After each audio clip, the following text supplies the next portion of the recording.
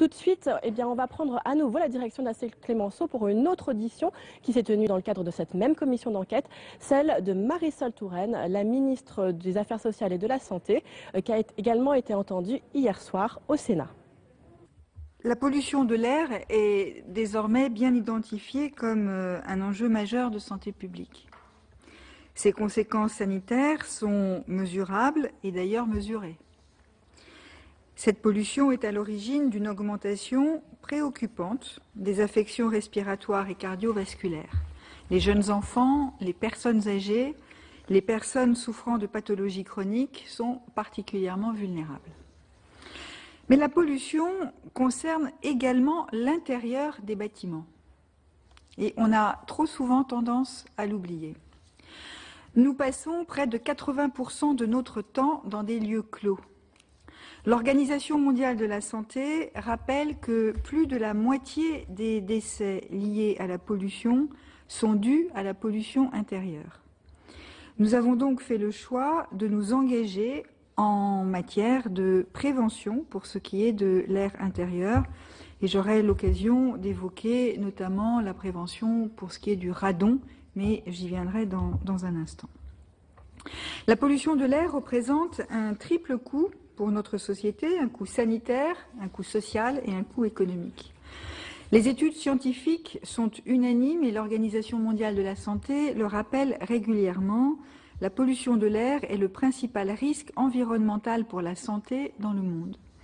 Plus de 80% des Européens seraient exposés à des niveaux de particules supérieurs à ceux préconisés pour la qualité de l'air émis par l'Organisation mondiale de la santé. Pour toutes celles et ceux qui sont quotidiennement exposés, les risques sont réels. La pollution est responsable de pathologies respiratoires telles que l'asthme, la bronchite, la pneumopathie, mais aussi d'effets cardiovasculaires comme les accidents vasculaires cérébraux et les cardiopathies. D'autres effets inquiétants ont été plus récemment mis en évidence.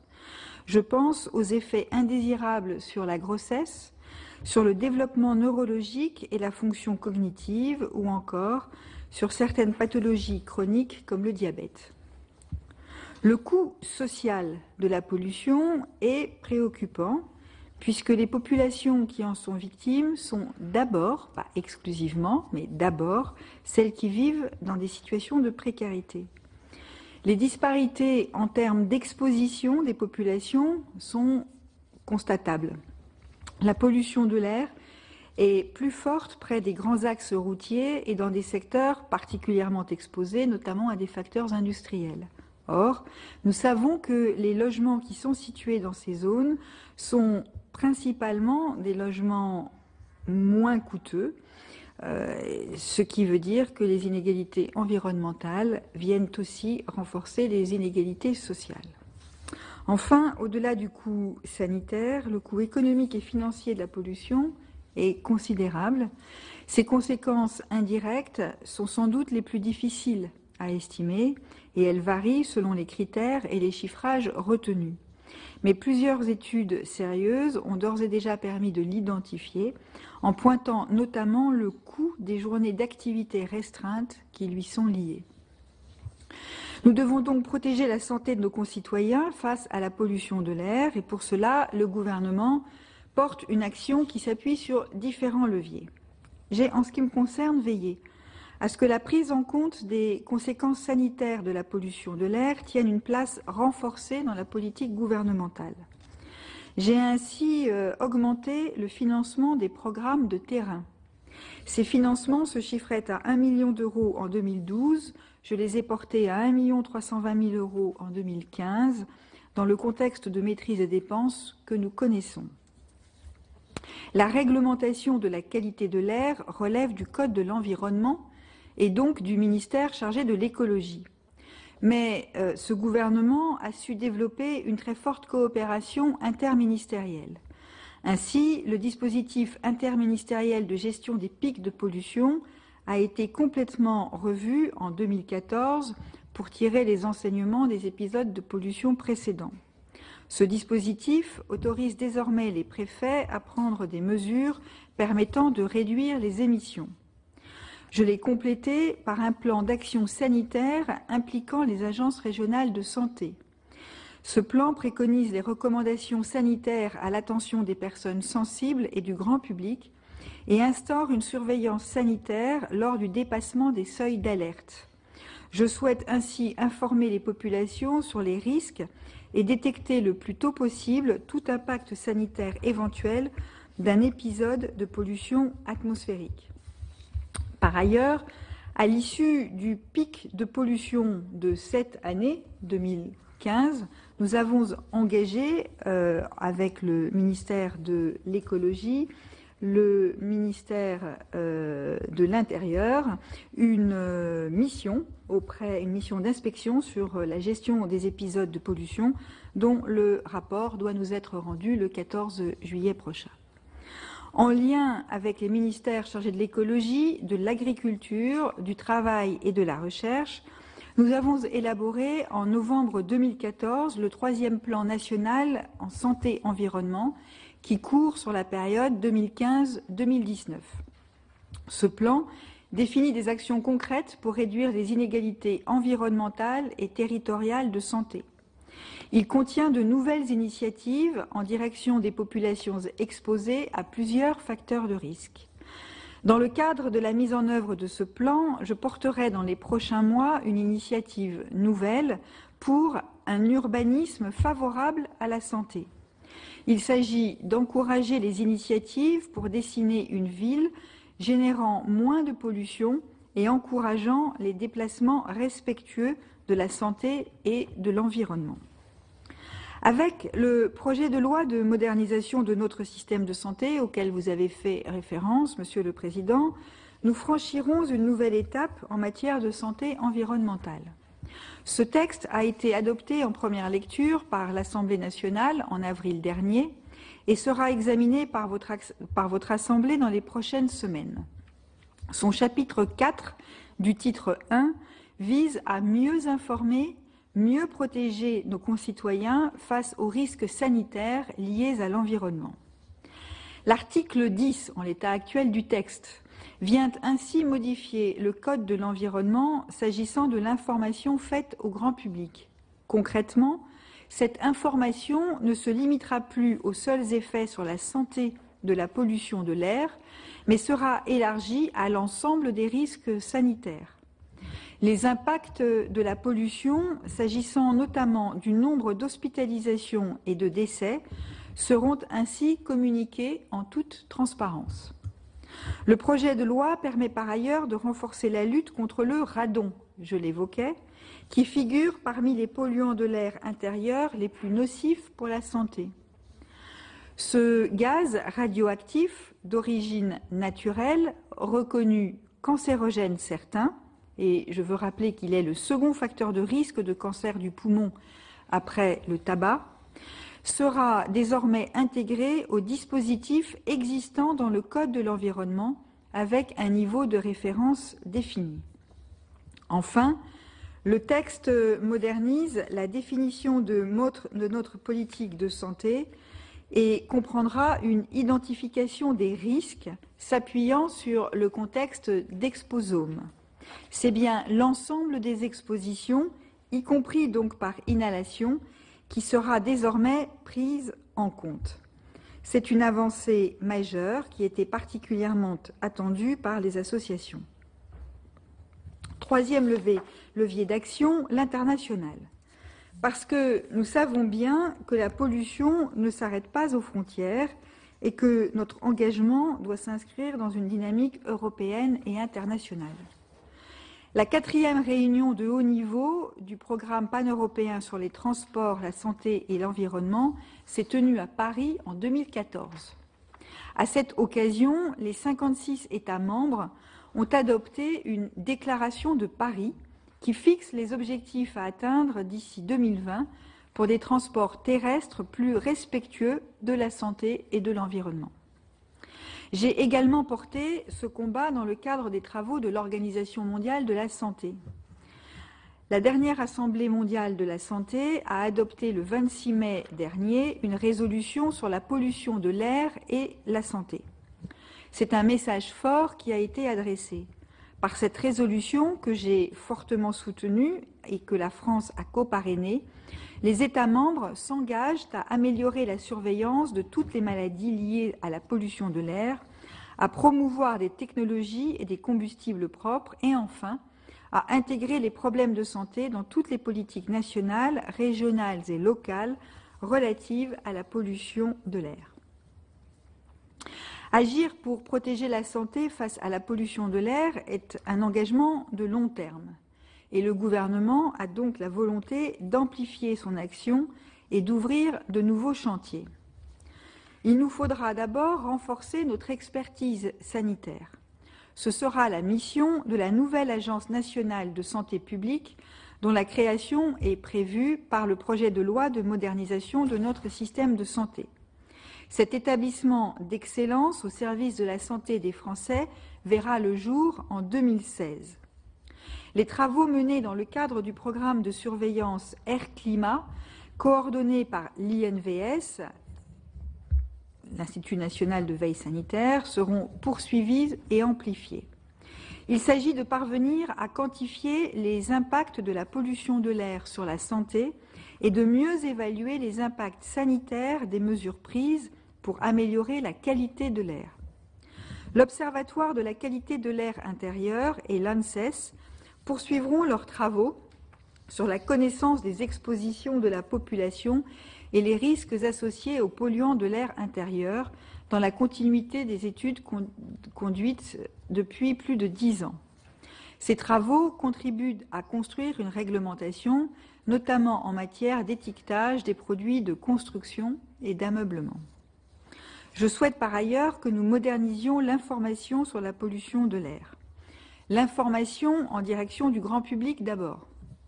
Les épisodes que nous avons connus au printemps 2014 et 2015 ont mis en évidence la nécessité de renforcer les mesures d'information concernant les risques liés à la pollution atmosphérique. L'information à destination des professionnels de santé ensuite. Ils sont directement sollicités par leurs patients dès lors que sévissent des épisodes de pollution. J'ai donc souhaité qu'un travail soit engagé avec eux pour élaborer de nouveaux outils adaptés. Les premiers éléments de communication seront disponibles à leur égard à la fin de l'année. La recherche française en matière de santé environnementale doit par ailleurs être renforcée. Le programme national de recherche environnement santé travail conduit par l'ANSES devra être l'occasion de mieux analyser les risques environnementaux pour la santé humaine. Enfin, je souhaite que nous donnions la capacité collective de donner à la santé une place plus importante dans les décisions internationales en matière de climat. La fin de l'année 2015 en France sera bien sûr marquée par la 21e conférence des parties de la Convention cadre des Nations Unies sur le changement climatique, la COP 21. La santé devra tenir une place majeure dans cette mobilisation collective en faveur du climat. Je travaille donc actuellement à la préparation de ce rendez-vous. J'ai d'ores et déjà organisé à Paris, avec l'Organisation mondiale de la santé, les 13 et 19 juin dernier, un colloque international Climat, santé, inégalité, quelles solutions, dont l'objectif était d'établir des décisions et recommandations en termes de santé et d'environnement pour qu'elles soient portées au cœur de la COP 21. Monsieur le Président, Madame la rapporteure, Madame la sénatrice, la recherche a considérablement fait progresser notre connaissance des impacts sanitaires de la pollution de l'air. L'engagement du gouvernement pour mieux prévenir et mieux accompagner est total et mobilise l'ensemble des départements ministériels. Le ministère de la Santé y prend bien évidemment complètement sa part. Je vous remercie et suis maintenant à votre disposition pour répondre aux questions que vous souhaiterez m'adresser. Nous vous remercions de même, Madame la Ministre, en tous les cas pour ces propos introductifs qui balaient largement le sujet. Mais sans plus tarder, et comme je vous l'avais annoncé, je vais passer la parole à notre collègue rapporteur, Madame Aïchi.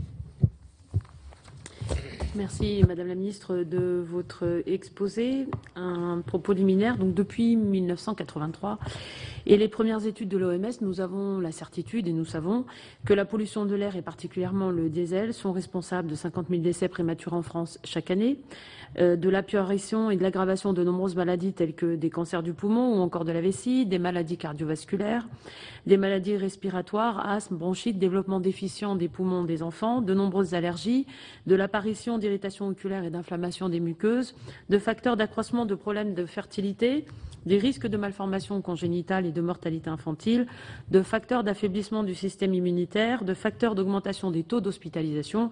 Des études d'ailleurs extrêmement sérieuses démontrent aussi le lien entre la pollution de l'air et les maladies de Parkinson et d'Alzheimer. Et très récemment, des études viennent de démontrer le lien qui existe entre la pollution de l'air et l'obésité. Madame la ministre, nous avons, je crois, le même diagnostic au travers de plus de 1000 études dans le monde qui confirment ce qui vient d'être listé depuis à peu près une trentaine d'années. Madame la ministre, je crois comprendre que la pollution d'air est un sujet qui vous préoccupe.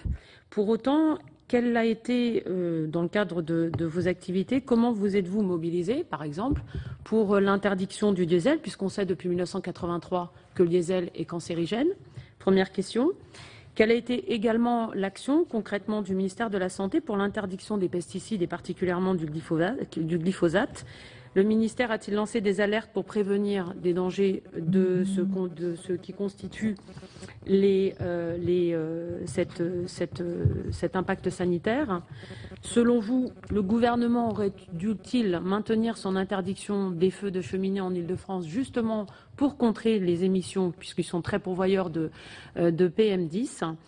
Enfin, quelles sont les études épidémiologiques lancées par le ministère ces 5 dernières années? Si vous me permettez, pour rebondir sur des éléments que vous avez soulevés, vous précisez, je voulais rajouter une petite correction, il ne s'agit pas de 1000 études dans le monde, mais de 100 000 études dans le monde qui ont été faites pour justement évaluer l'impact sanitaire de la pollution de l'air. Vous dites à juste titre qu'il faut faire en sorte que le ministère mette en place tout un système pour mieux informer nos concitoyens face au risque sanitaire de la pollution de l'air, pour assurer plus de transparence. Alors je me permets de vous dire chiche, Madame la Ministre, quid de l'action de groupe, justement, pour pouvoir contrer un certain nombre de pollueurs, pour aller justement dans le sens d'une amélioration de la qualité de l'air que nous respirons tous. Je vous remercie, Madame la Ministre. Oui, Madame la rapporteure, sur la pollution de l'air, avant d'en venir aux questions précises que vous avez posées, je tiens à vous rappeler que lors de l'épisode de pollution de 2014, c'est en particulier sur la base des recommandations sanitaires que j'ai fait valoir que des mesures ont été prises pour la circulation alternée à l'occasion d'une journée, puisque nous avions constaté en 2014, beaucoup moins en 2015, pour des raisons que je n'identifie pas spécifiquement, mais nous avions identifié une augmentation significative de la fréquentation dans les services d'urgence pour des consultations manifestement liées à la pollution, en tout cas liées à des enjeux, des problèmes respiratoires ou des problèmes d'asthme, donc respiratoires. Pour ce qui est de la question du diesel, c'est un débat qui est ancien, c'est un débat difficile. Je ne répondrai que pour ce qui relève de mon département ministériel. J'ai eu l'occasion de dire que l'on ne pouvait pas ignorer la place qu'occupait le diesel dans la pollution atmosphérique. Et je l'ai fait de manière publique, y compris sur les ondes. Pour autant, peut-on considérer que du jour au lendemain, il sera possible de procéder à l'interruption ou l'interdiction du diesel, outre que cela ne relève pas de mes compétences? Je crois que cela n'est pas envisageable. Et donc, j'imagine que les ministres compétents vous ont indiqué les mesures qui sont envisagées pour faire en sorte de réduire les émanations de diesel. Excusez-moi de vous interrompre, Madame la Ministre. On sait depuis 1983 que le diesel est cancérigène. Ça fait plus de 32 ans. Il ne s'agit pas d'assurer une transition du jour au lendemain. Est-ce que justement on n'a pas été déficient pour justement anticiper le problème du diesel? C'est constamment la réponse qui nous est faite. Et je ne vous cache pas qu'à titre personnel, ça commence à être un petit peu agaçant. Simplement, il y a déjà 15 ans, on sait, puisqu'il y a des procédures qui ont été faites justement pour dénoncer le côté nocif du diesel. Nous avons auditionné un certain nombre de constructeurs automobiles qui nous ont expliqué que le renouvellement moyen d'une voiture, c'est 8,5 ans. Ça fait 15 ans. Donc déjà, en 15 ans, on aurait pu renouveler 2 fois la voiture. Est-ce qu'une bonne fois pour toutes, on va avoir des pouvoirs publics dynamiques qui vont, une bonne fois pour toutes, aller dans un sens, justement, peut-être de l'interdiction du diesel. Ça fait 32 ans que le discours, il ne s'agit pas de dire que c'est du jour au lendemain. 32 ans, on n'anticipe pas et on est toujours dans cette rhétorique qui consiste à dire qu'on ne peut pas assurer pour des raisons économiques. Il ne vous aura pas échappé, puisque c'est des études que vos collègues nous ont données. Il y a à peu près un coût, simplement pour la pollution de l'air intérieur, à 20 à 30 milliards d'euros. La pollution de l'air a un coût sanitaire, mais pas seulement un coût environnemental. Est-ce que justement, il n'est pas temps de profiter de cette contrainte environnementale pour penser à un saut de changement, peut-être de modèle économique, puisque de toute manière, l'impact sanitaire est avéré, il ne fait absolument l'objet d'aucune contestation. Et tout à l'heure, j'ai relevé, je vous ai précisé, donc il y a plus de 100 000 études dans le monde qui attestent de cet impact. Et on est toujours dans cette rhétorique, ce raisonnement qui consiste à dire qu'on ne va pas changer du jour au lendemain. Ça fait quand même, Madame la Ministre, 32 ans qu'on sait que le diesel est cancérigène. J'entends vos propos, Madame la rapporteure. Je vous répondrai ceci. Je suis ministre depuis 3 ans et non pas depuis 32 ans. La deuxième chose que je voudrais porter à votre attention, sans esprit de polémique, c'est qu'il y a moins de 32 ans, il y a environ une quinzaine d'années, à la fin des années 90, et je crois savoir que des ministres écologistes étaient aux responsabilités, des actions ont été prises pour encourager l'achat de véhicules diesel au motif qu'ils étaient plus intéressant au regard du réchauffement climatique. Il ne m'appartient pas de porter de jugement rétroactif sur ces préconisations. Pour le reste, je ne peux que vous répéter ce que je vous ai dit. Je suis ministre en charge de la santé et comme ministre en charge de la santé, j'ai indiqué que le diesel avait évidemment un impact sur la santé et que nous devions en tenir compte. Madame Tocqueville. Oui, merci Monsieur le Président. Madame la Ministre, vous avez rappelé les chiffres et le coût financier, mais aussi le coût humain de la pollution atmosphérique, des coûts tangibles et des coûts intangibles. Nous avons, lors d'auditions précédentes, entendu donc des rapports sur les conséquences de la pollution due aux pesticides, en particulier pour les exploitants agricoles et pour les viticulteurs. Votre ministère a-t-il évalué l'impact de cette pollution via la MSA, par exemple? J'ai une deuxième question. Vous avez mentionné tout à l'heure le travail en collaboration que vous faites avec d'autres ministères. Je voudrais savoir si des actions sont menées entre votre ministère et le ministère de l'Éducation nationale afin de travailler en amont, d'engager des actions de prévention, mais aussi de modifier les comportements des enfants qui sont les futurs consommateurs et sous quelle forme. Enfin, je ferai allusion à un incident particulier qu'a connu, donc je suis sénatrice de Seine-Maritime, dans la région de Rouen, qui a connu donc cette région donc il y a 3-4 ans, un incident Lubrizol, l'incident chimique avec des rejets dans l'atmosphère.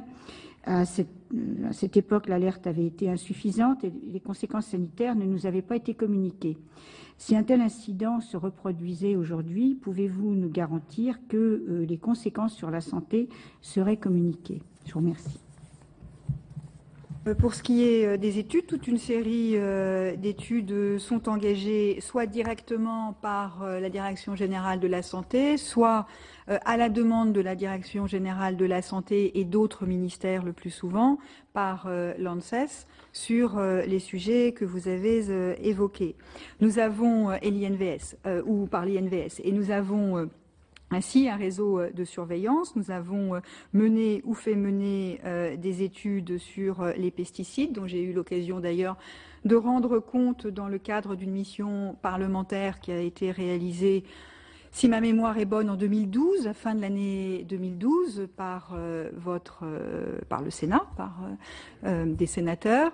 Des études ont été menées sur les perturbateurs endocriniens, qui d'ailleurs se poursuivent, qui ont d'ores et déjà donné lieu à des décisions, en particulier dans le cadre de textes de loi qui sont adoptés pour l'interdiction de certains perturbateurs endocriniens, et ces études se poursuivent.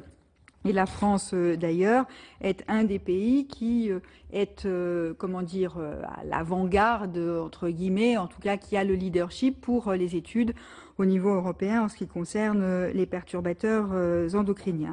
Pour ce qui est des pesticides, dont je vous ai dit que des études ont été menées, que des études se poursuivent, qui amènent incontestablement à des signaux d'alerte qui sont adressés aux populations qui sont directement au contact de ces herbicides, en particulier les agriculteurs bien entendu, mais aussi les particuliers qui souvent utilisent de manière excessive et inconsidérée des herbicides. Et j'ai eu l'occasion de m'exprimer il n'y a pas si longtemps en disant que, au fond, pour un particulier, avoir quelques herbes qui poussent entre des dalles ou dans un jardin de façon un peu,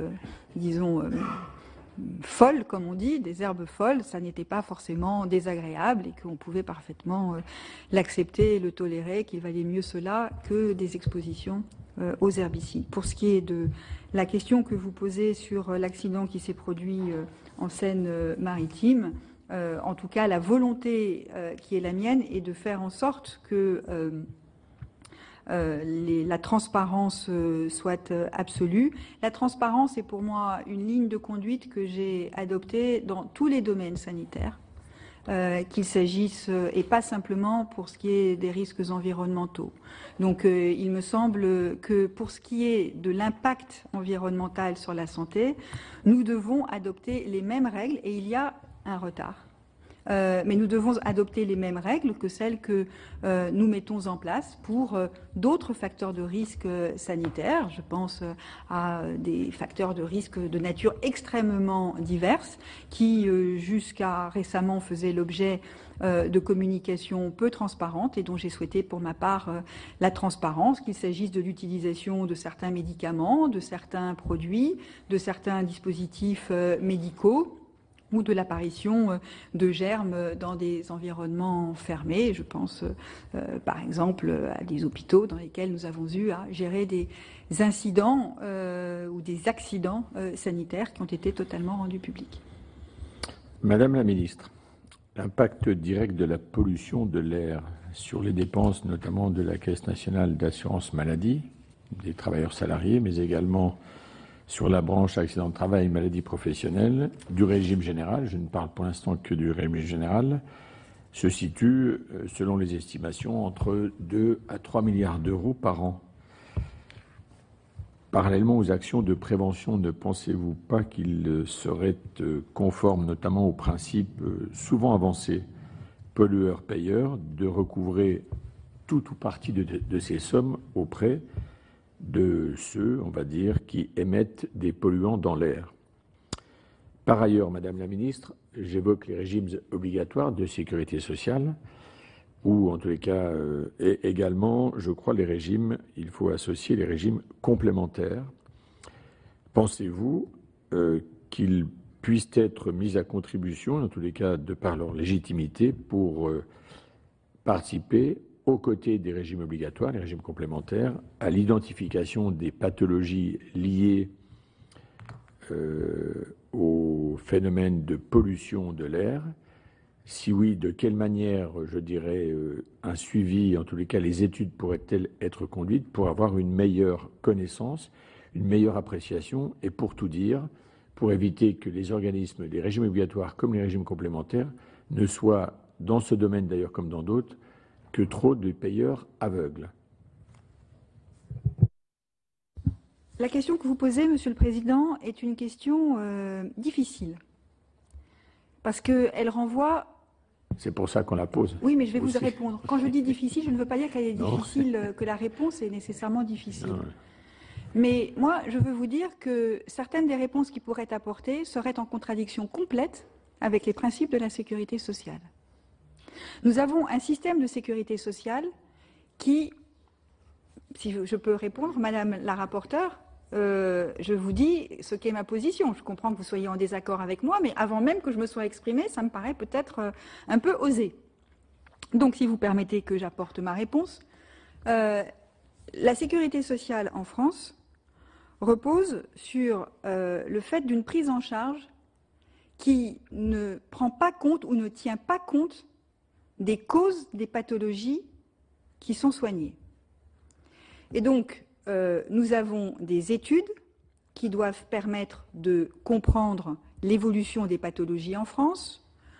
Nous avons des programmes de prévention qui sont destinés à modifier les comportements individuels ou collectifs pour faire en sorte que ces comportements soient plus favorables à la santé. Par exemple, nous encourageons nos concitoyens à ne pas fumer, mais nous prenons en charge intégralement un cancer du poumon d'un de nos concitoyens. Donc nous ne disons pas que ce concitoyen, parce qu'il a fumé, est responsable de sa maladie et donc nous ne le prendrions pas en compte. Donc nous n'identifions pas dans la prise en charge des pathologies le facteur déclenchant de la pathologie, ce qui n'exclut pas que nous soyons amenés, pour comprendre les maladies que nous soignons, à mener toute une série d'études. Et donc, je suis extrêmement attentive à maintenir une ligne rouge extrêmement identifiée entre ce qui relève de la connaissance pour favoriser la prévention, de la connaissance pour améliorer les comportements individuels ou collectifs, mais en aucun cas je ne laisserai utiliser ces éléments de connaissance pour modifier les mécanismes de prise en charge, soit par l'assurance maladie, soit par les organismes complémentaires. Pardon, Madame la Ministre, de vous interrompre, mais dans ma question, soit je l'ai mal formulée, soit elle a été mal comprise, mais à aucun moment, je n'ai évoqué cette question de la prise en charge. J'ai évoqué la question, quelque part, de la perception, de la découverte, et notamment des phénomènes d'épidémie. Vous avez évoqué tout à l'heure un élément qui va d'ailleurs complètement dans le sens, c'est le phénomène de pollution en 2014. Vous avez constaté un phénomène soudain d'accroissement sensible de consultation, et donc vous avez pris des mesures. Mais écoutez, je pense en tous les cas qu'il est de bonne... comment dirais-je, simplement de bon sens que de profiter de ces phénomènes et ensuite de regarder de quelle manière, un, on peut mieux répondre à la demande, et deux, puisqu'il y a un lien, une corrélation avec certains phénomènes de pollution, de quelle manière l'ensemble des acteurs, par des études qui peuvent être des études épidémiologiques, mais également... J'y venais. Voilà.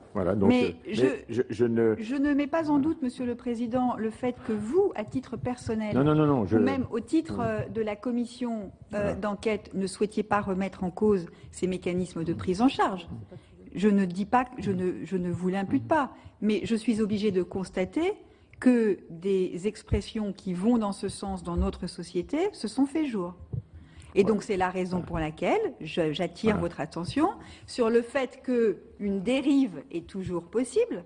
Il y a d'ailleurs des pays dans lesquels ces analyses-là se font et où on demande aux patients d'avoir des engagements, et ce sont des organismes privés, d'assurance privée, de prise en charge, qui conditionnent la prise en charge de leurs patients au respect d'un certain type Madame de la comportement. Ministre, j'entends bien, mais...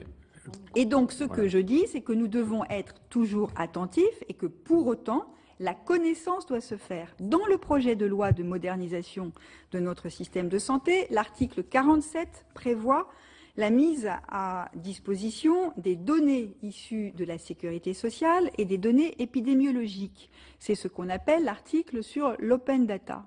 Ces données sont aujourd'hui exclusivement réservées à la sécurité sociale puisqu'elles ne sont pas ouvertes. Elles seront, dès lors que la loi sera votée, que les dispositifs de mise en œuvre seront adoptés, c'est-à-dire assez rapidement.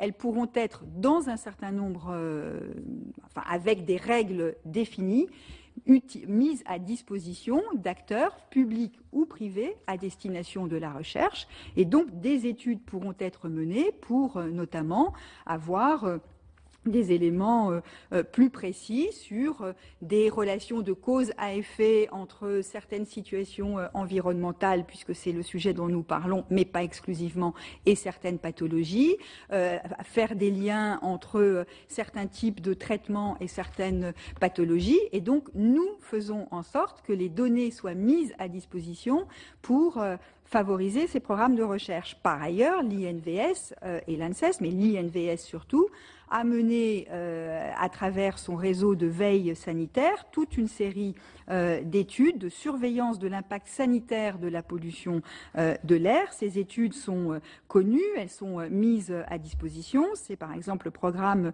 Clean Air Force Europe de l'Union européenne ou d'autres programmes. Et ces programmes doivent nous permettre, encore une fois, d'alerter, de faire connaître à la population les risques et de peser autant que faire se peut sur les comportements, encore une fois, individuels et collectifs. Mais je faillirais à ma responsabilité, en tout cas telle que je la conçois, de ministre de la Santé et des Affaires sociales, si je n'alertais pas sur les risques de dérive dès lors que l'on mettrait en avant d'autres mécanismes de prise en charge. Encore une fois, je ne vous fais pas le procès d'avoir cette démarche-là, mais je suis obligée de constater que certains mettent en avant ces perspectives.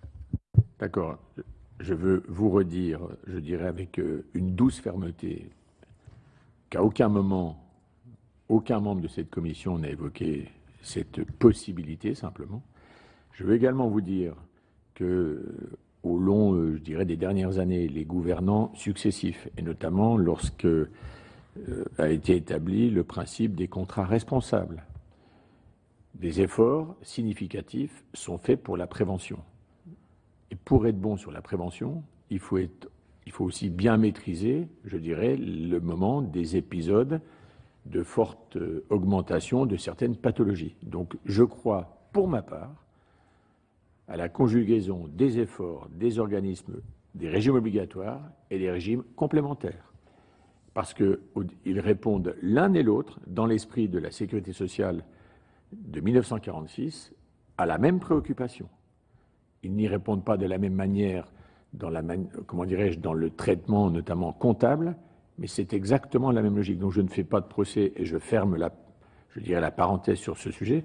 Par contre, Madame la Ministre, je ne vous ai pas entendu me répondre sur les actions de prévention et le principe éventuel pollueur-payeur. Ce sont des principes, c'est oui, c'est non, c'est peut-être, le chantier est ouvert, voilà, merci. Le principe pollueur-payeur supposerait que l'on soit à même d'identifier individuellement les émetteurs de pollution, ce qui ne va pas de soi.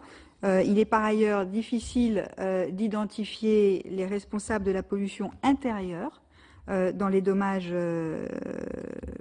C'est-à-dire si on prend une personne porteuse de pathologie, il ne sera pas forcément facile de faire la différence entre les facteurs extérieurs et les facteurs de pollution intérieure qui sont tout à fait importants. Pour autant, j'ai moi-même saisi le Haut Conseil pour le financement de la protection sociale en lui demandant de réfléchir à des facteurs complémentaires de financement de notre protection sociale, en indiquant que non pas des mécanismes type pollueur-payeur, mais de taxation environnementale pourraient être examinés comme apportant un financement complémentaire et non pas substitutif aux cotisations sociales, mais complémentaire. Faire gronder par les ministres en charge du budget. Non, mais je dis, ça peut être examiné. L'impact sur le financement de la protection sociale, stricto sensu, n'apparaît pas suffisamment stable pour être identifié comme une mesure pérenne de financement, puisque par définition, l'objectif est que les causes à ce moment-là disparaissent. C'est ce que nous voyons, et d'ailleurs un rapport de votre Assemblée sur les taxations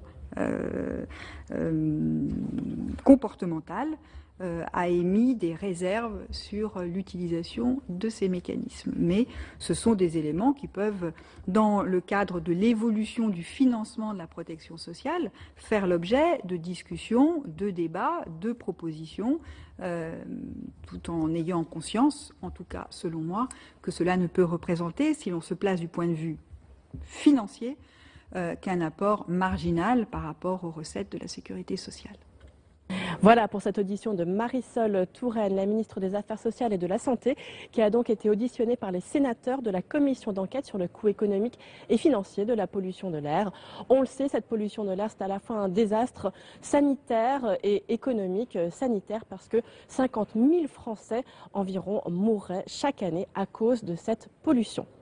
Vous pouvez toujours voir et revoir toutes les auditions sur notre site publicsénat.fr. Prochain rendez-vous de l'actualité parlementaire à 16h30.